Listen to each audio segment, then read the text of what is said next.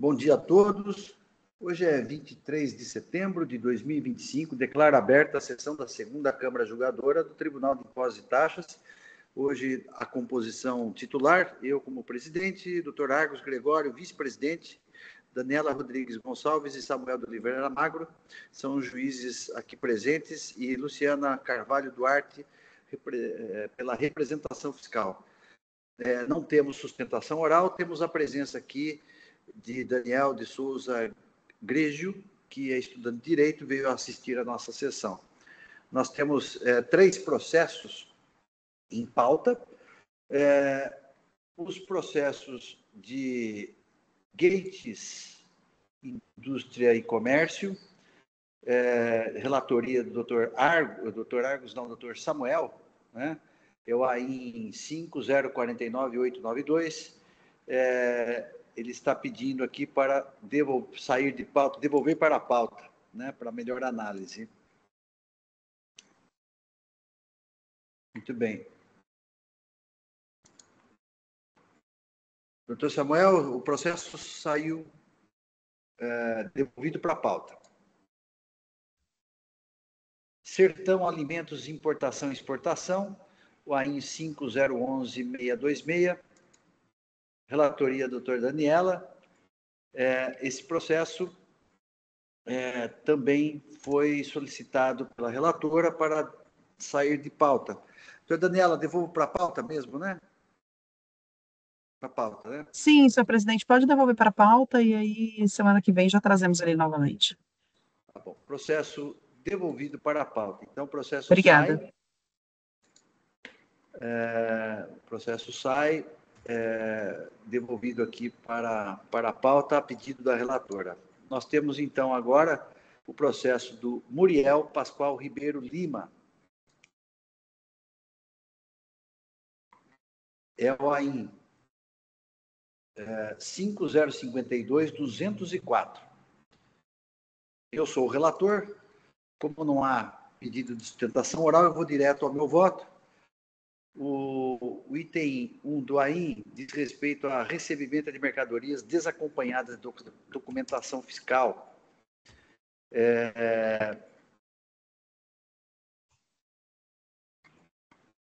Trata-se aqui de uma acusação fiscal de empresa que vendia no mercado eletrônico, né? artigos de vestuário, através do Ebazar, Mercado Livre, e que as vendas, houve, então, arbitramento das entradas, e aí as saídas as saídas das mercadorias foi apurada pela fiscalização e foi lavrado auto de infração em infringência ao artigo 203 do RICMES. Trata-se de recurso ordinário de folhas 529 a 537 da responsável solidária Camila Thaís Silvia Bezerra Pereira.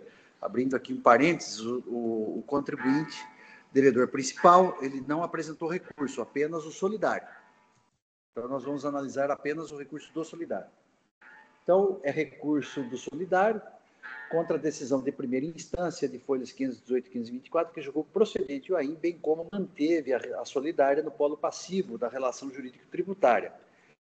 Se infere que apenas a responsável solidária apresentou recurso alegando, em síntese, nulidade do AIN por violação ao artigo 34, inciso 1 da Lei 13.457, que diz respeito à ausência de indicação da hora da lavratura do auto de infração. Então, ela aponta um vício formal.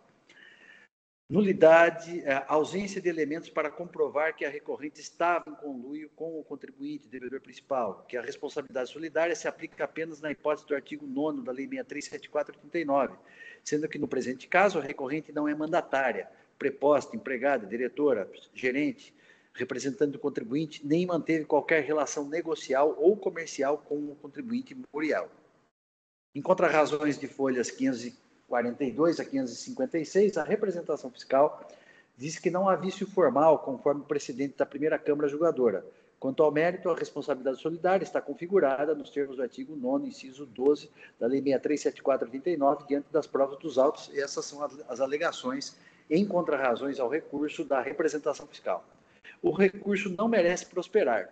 Primeiramente, o sujeito ativo apresentou provas suficientes para motivar o lançamento fiscal.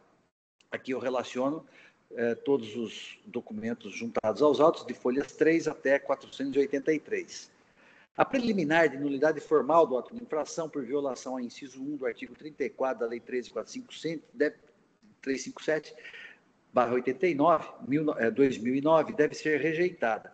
Efetivamente, não consta do AIN exordial a hora da data do fato. Entretanto, tal eiva não pode conduzir à nulidade formal do auto de infração na medida em que não foi apontado, nem muito menos demonstrado, prejuízo ao direito de defesa do contribuinte ou do responsável tributário, conforme intelecção do artigo 10, artigo 10A, artigo 10B da Lei 13.457.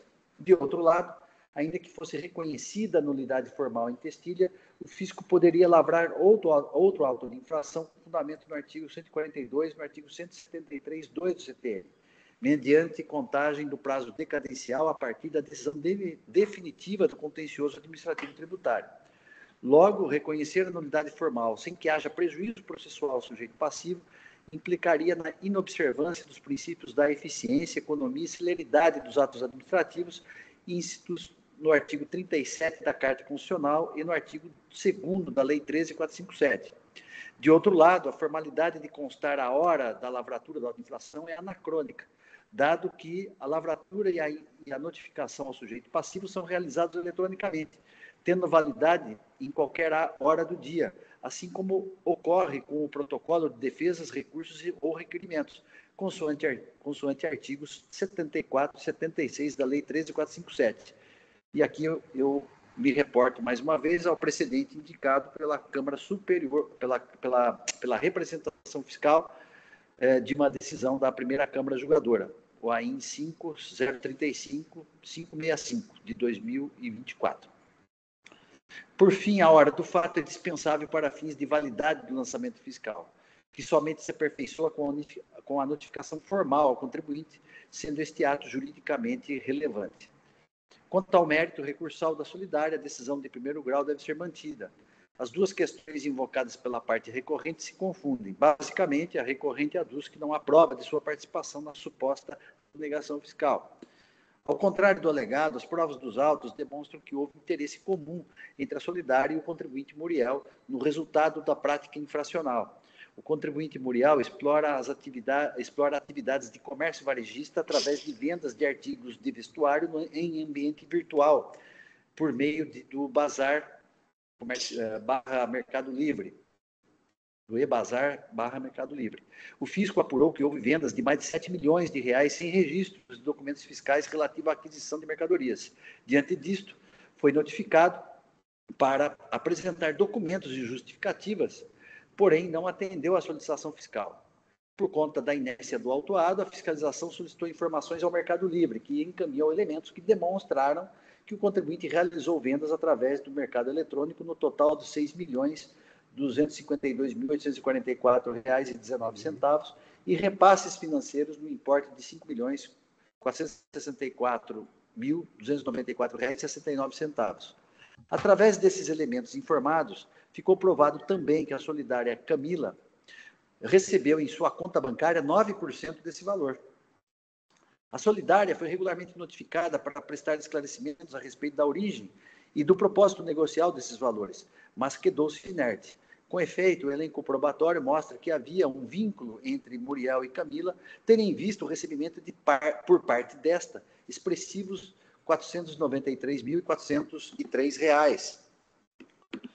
A solidária, evidentemente, se beneficiou do produto da sonegação fiscal sem nada justificarem na fase da ação fiscal, nem mesmo neste contencioso administrativo tributário.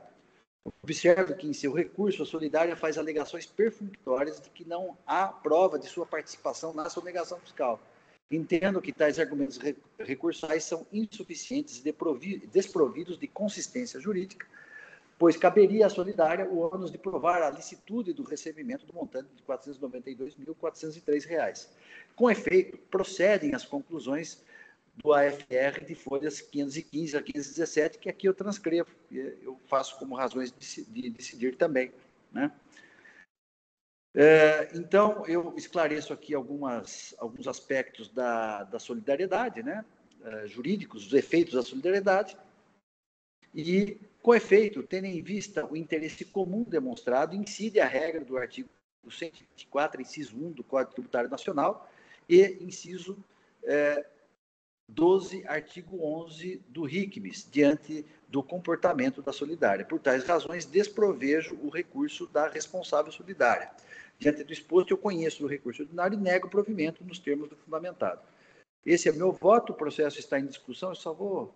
Faltou aqui eu colocar um E aqui, no final do meu voto, só vou fazer essa... Tem um pedacinho aqui do meu...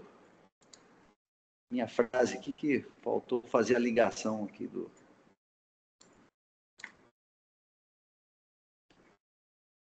Vou corrigir.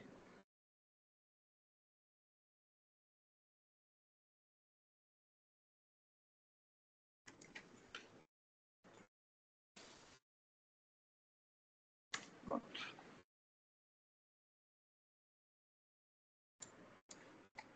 Aproveitar.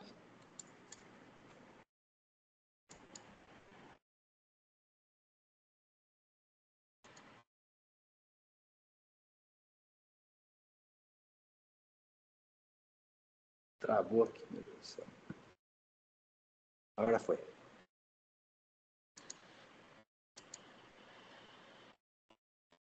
Muito bem. Já corrigi aqui.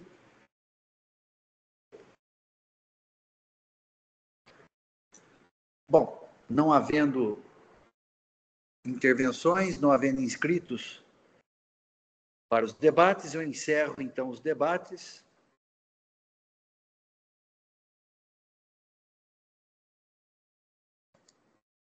Aguardo os senhores juízes confirmar presença para quórum de votação.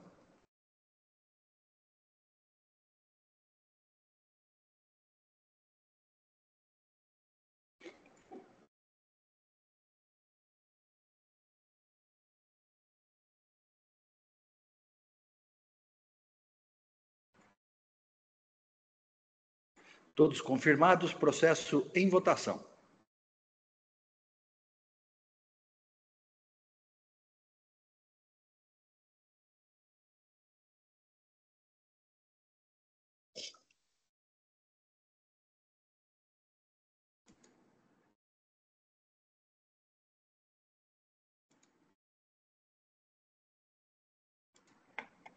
Votação encerrada, proclamo o resultado do julgamento. O recurso ordinário conhecido integralmente, não provido, à unanimidade, nos termos do voto do relator. Julgamento encerrado, e com o encerramento deste processo, nós cumprimos hoje a pauta. Registro mais uma vez e agradeço a presença do Daniel de Souza Grégio, que é estudante de Direito, esteve aqui acompanhando a nossa sessão. O Daniel fica convidado a retornar aqui numa outra oportunidade aqui da sessão do TIT, né? Hoje, infelizmente, tivemos apenas um processo julgado, mas fica convidado aqui a participar novamente quando desejar. Declaro, então, encerrada a sessão de hoje da segunda Câmara Julgadora. Vou encerrar aqui no EPAT.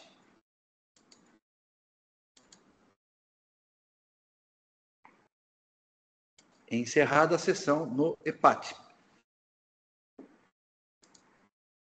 Muito bem, eu agradeço, então, mais uma vez a presença de todos e peço, então, que o Oswaldo encerre a gravação de hoje.